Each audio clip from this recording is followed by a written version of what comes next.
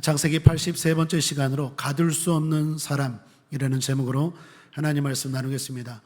솔로역정이라는 책이 있습니다. 성경 다음으로 가장 많이 읽힌 신앙 서적입니다.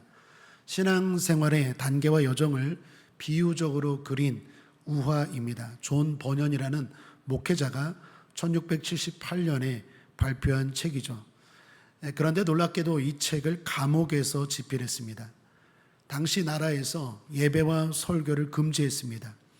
예배와 설교를 하면 감옥에 보낸다. 그럼에도 불구하고 존 버년 목사님은 설교를 하고 예배를 집리했죠. 그리고 감옥에 갇히게 되었습니다. 그런데 거기서 감옥에서 그분은 이 감동적인 책을 집필한 것입니다.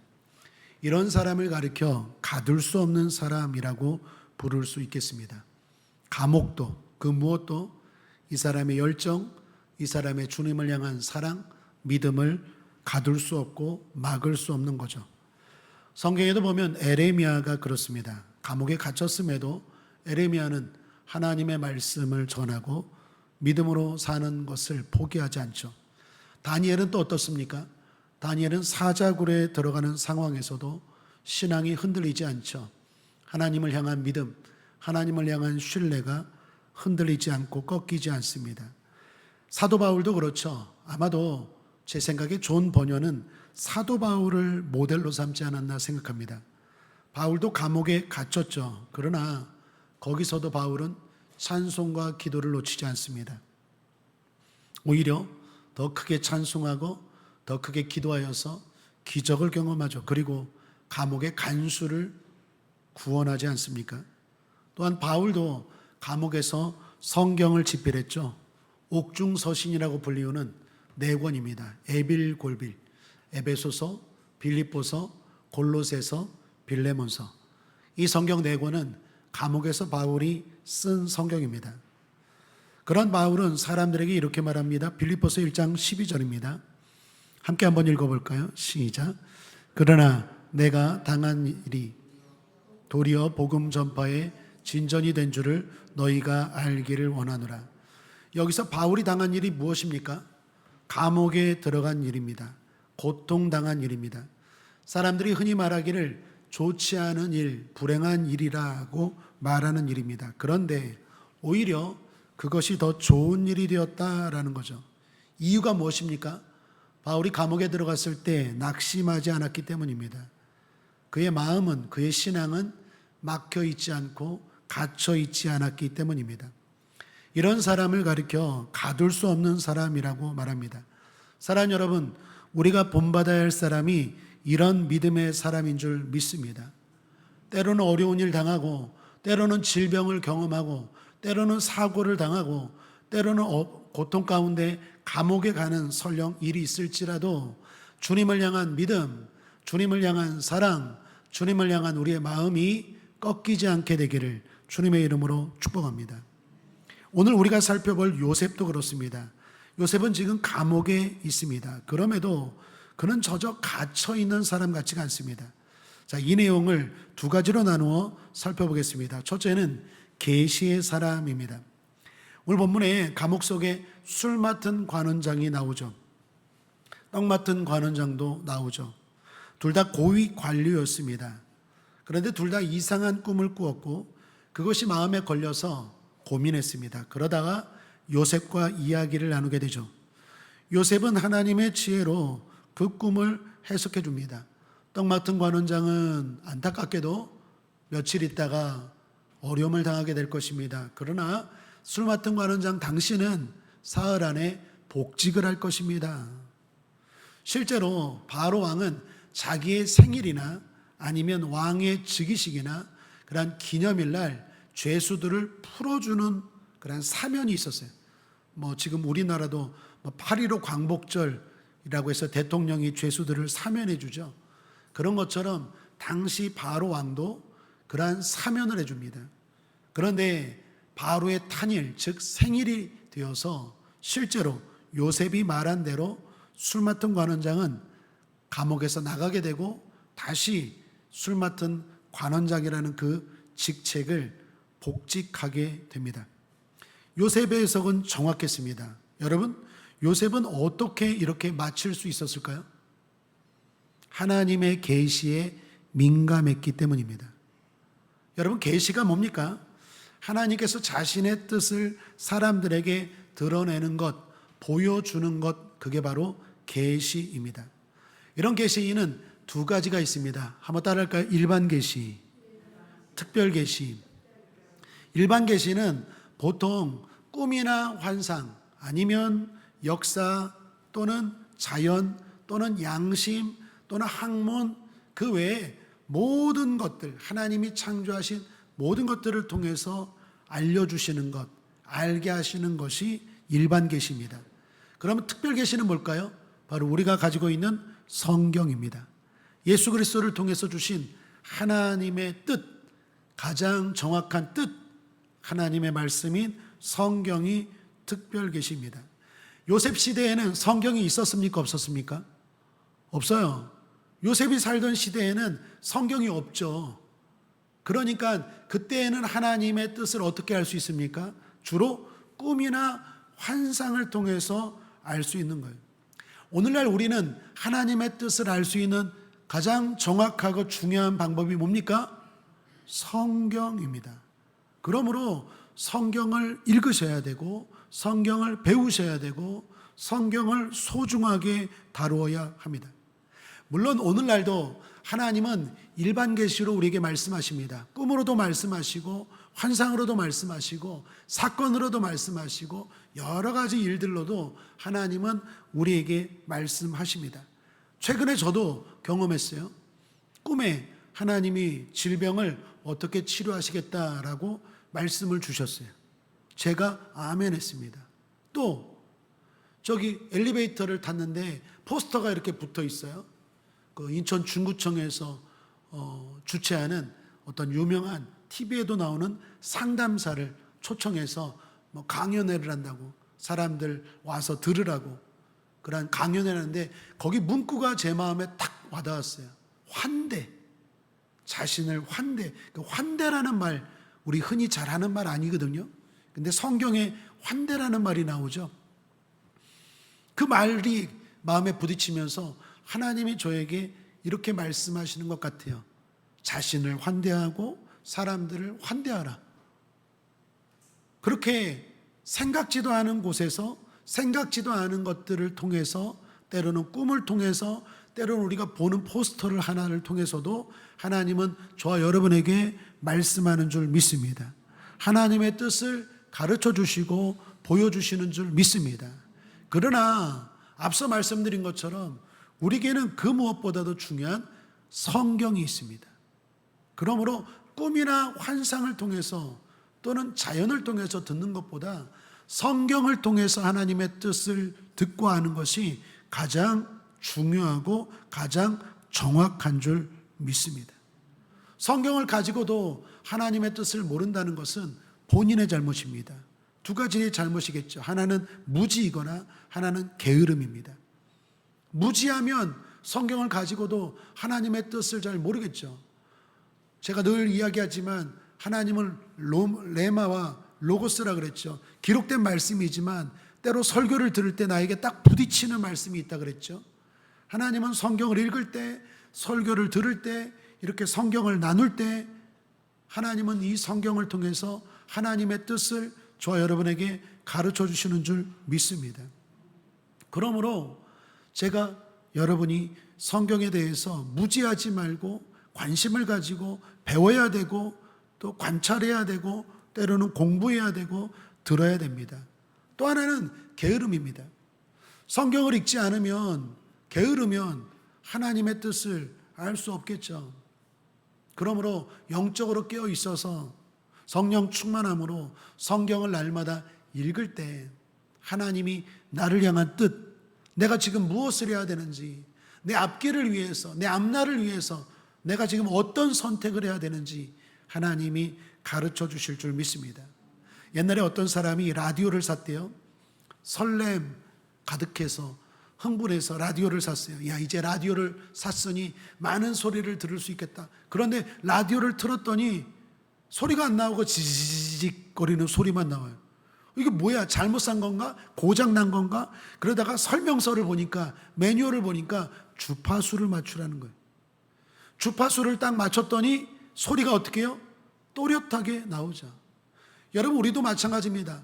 하나님 앞에 나왔는데 하나님의 소리가 안 들려요. 지지지지, 무슨 소리인지 모르겠어요. 나를 향한 하나님의 뜻이 무엇인지 모르겠어요. 그럴 때 어떻게 해야 됩니까? 주파수를 맞춰야 돼요.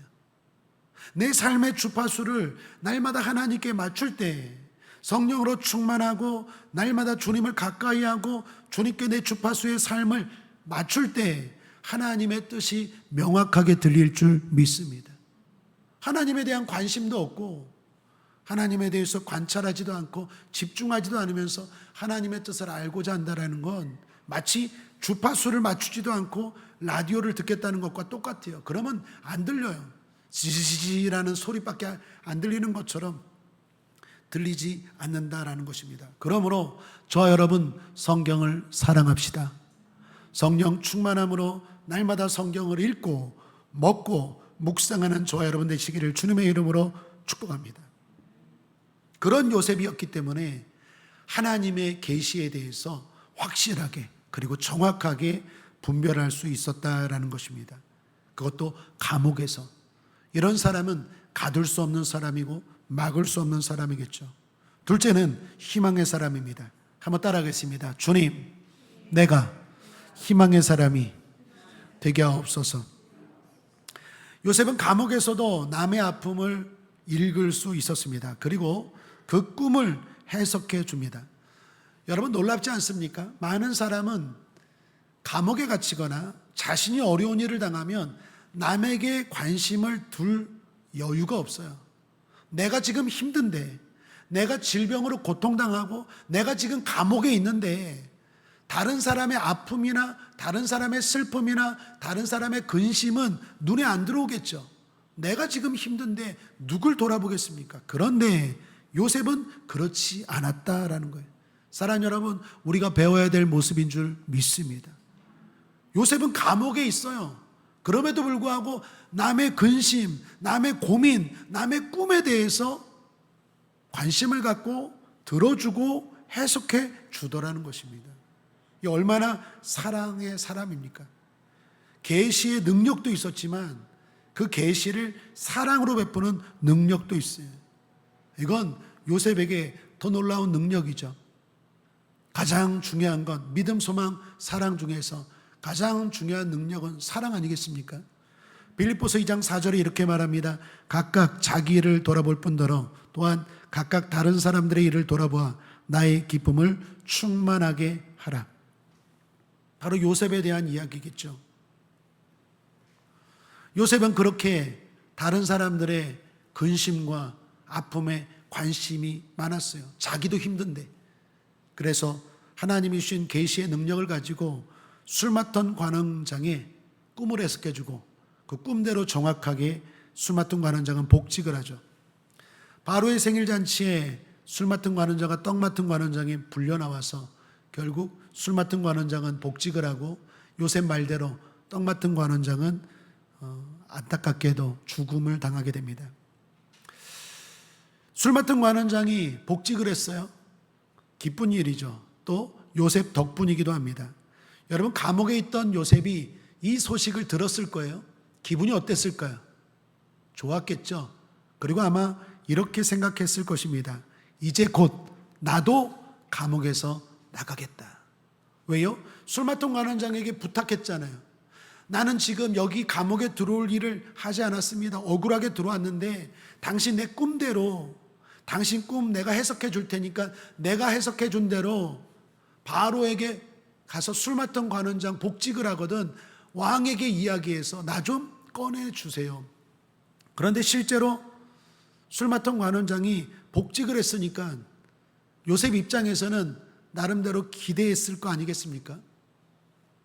그런데 술 맡은 관원장은 어떻게 합니까? 성경은 이렇게 기록합니다. 23절입니다. 함께 읽겠습니다. 시작.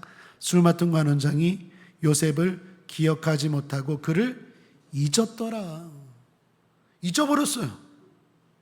분명히 그렇게 하겠다고 다짐했겠죠. 그런데 잊어버렸대요. 아마도 생각해 보면 그 술 맡은 관원장이 처음에는 요셉 이야기를 하고 싶었을 거예요. 그런데 여러분 생각해 보십시오. 그게 쉬운 일이 아니에요. 왕입니다. 왕에게 이름 없는, 그것도 애굽 사람도 아니에요. 히브리 사람이야, 요셉은. 히브리 죄수의 일을 왕에게 말한다는 게 쉬운 일입니까? 쉽지 않죠. 왕은 중요한 일이 많아요.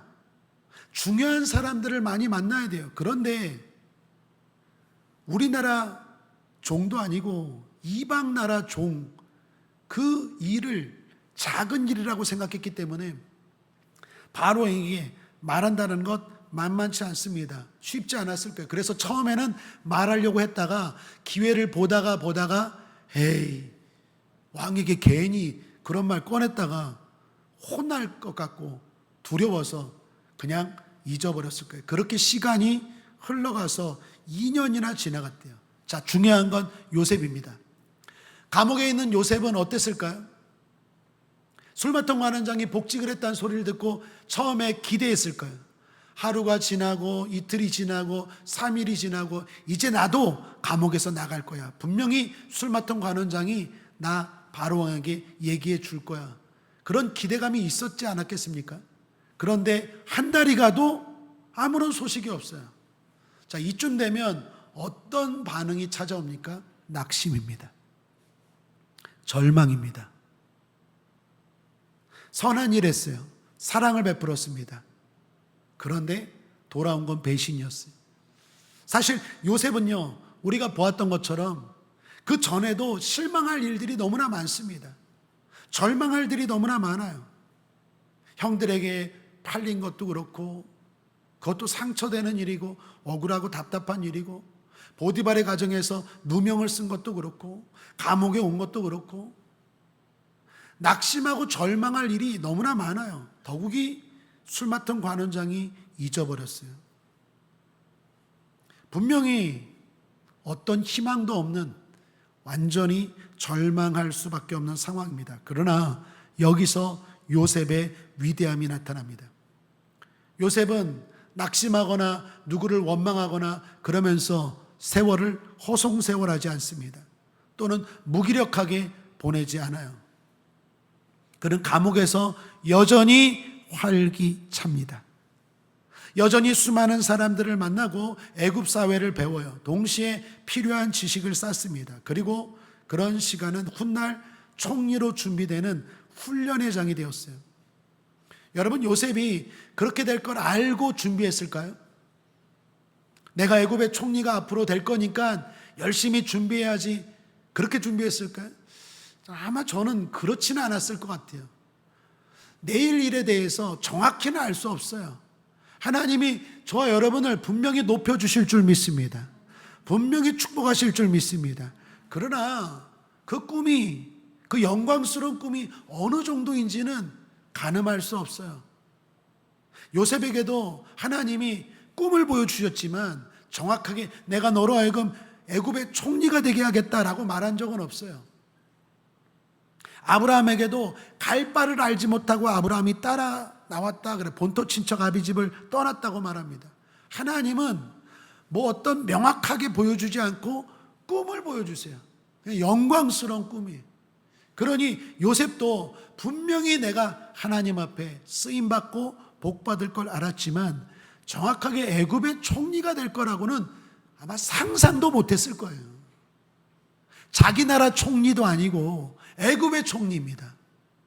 오늘날로 하면 우리나라 감옥에 있는 사람이 미국의 총리가 되는 거예요. 상상할 일이겠습니까? 상상도 못할 일이에요. 그러므로 요셉이 그걸 알고 준비한 것 같진 않아요. 그러나 중요한 건 뭡니까? 요셉은 여전히 희망이 꺾이지 않았다라는 거예요. 이건 분명한 거예요. 사랑하는 여러분, 이걸 본받아야 될 줄 믿습니다. 감옥에 있지만 여전히 요셉은 갇혀 있는 사람이 아니에요. 물론 지금 내가 열심히 이렇게 살아가는 것, 믿음으로 살아가는 것, 열심히 준비하고 노력하는 것이 앞으로 어떻게 될지 몰라요. 정확하게 몰라요. 그러나 중요한 건, 확실한 건, 분명한 건 요셉은 어떤 상황에서도 낙심하지 않아요. 제가 오늘 설교 제목을 절대 희망이라고 잡을까 하다가 바꿨어요. 절대 희망도 맞는 제목이에요. 사랑하는 여러분, 믿음의 사람들, 하나님 앞에 쓰임받는 사람들은 절대 희망의 사람인 줄 믿습니다. 어떤 상황에서도 낙심하지 마십시오. 포기하지 마십시오. 여전히 활기차게, 여전히 열정을 가지고, 여전히 열심히 여러분에게 주어진 삶을 살고 배우고 만나고 일하기를 주님의 이름으로 축복합니다. 하나님 반드시 그걸 사용하시고 그 일을 통하여 놀랍게 역사할 줄 믿습니다. 우리도 때로는 사랑을 베풀지만 돌아오는 건 배신이고, 선의를 베풀지만 돌아오는 건 아픔일 때가 있어요. 그러나 중요한 건 요셉처럼 그러한 사랑, 그러한 선의를 멈추지 않는 것입니다. 왜 그렇습니까? 하나님이 사용하십니다. 그리고 하나님이 기억하십니다. 사람에게 잊혀져도 하나님은 잊지 않으십니다. 한번 따라하겠습니다. 사람은 잊어도 하나님은 잊지 않습니다. 믿습니까? 그러므로 사람은 잊어도 하나님은 잊지 않아요. 그 말은 우리는 어떤 상황에서도 사랑으로 살아야 되고, 믿음으로 살아야 되고, 희망으로 살아야 되고, 선을 베풀고 살아야 돼요. 사실 이게 쉽지는 않습니다. 내가 선을 베풀었는데 오히려 돌아오는 건 억울하고 분노고 손해면 누가 더 선으로 살 수 있겠습니까? 그래서 더 다짐하고, 그래서 더 성령으로 충만해야 될 줄 믿습니다. 세상은 기브 앤 테이크라고 말하죠. 내가 이만큼 줬으니까 너도 나한테 이만큼 줘야 돼. 그런데 성도는 기브 앤 테이크로 살면 안 돼요. 그러면 날마다 상처받아요. 성도는 어떻게 살아야 됩니까? 기브 앤 기브, 기브 앤 기브. 계속 주는 거예요. 그 사람이 어떻게 반응하든 계속 나는 사랑을 베푸는 거고, 희망으로 사는 거고, 긍정으로 사는 거고, 믿음으로 사는 거고, 선을 행하는 것입니다. 왜 그렇습니까? 하나님이 기억하십니다. 여러분, 중요한 말씀입니다. 히브리서 6장 10절 함께 한번 읽어보죠. 시작. 하나님이 불의치 아니하사 너희 행위와 그의 이름을 위하여 나타낸 사랑으로 이미 성도를 섬긴 것과 이제도 섬기는 것을 잊어버리지 아니하시느니라. 하나님은 잊어버리지 아니하십니다. 오늘 우리의 예배도 마찬가지입니다. 하나님은 잊어버리지 아니하십니다. 사랑하는 국제아모니교 성도님들, 믿음으로 살고자, 선으로 살고자 다짐하는 여러분들, 포기하지 말고 낙심하지 맙시다. 오늘 한국교회, 저를 비롯해서 한국교회 문제 중에 하나는 선을 행하고자 하고 믿음으로 살고자 하는 사람들은 많은데 그게 지속이 안 되는 것 같아요. 끝까지가 안 되는 것 같아요.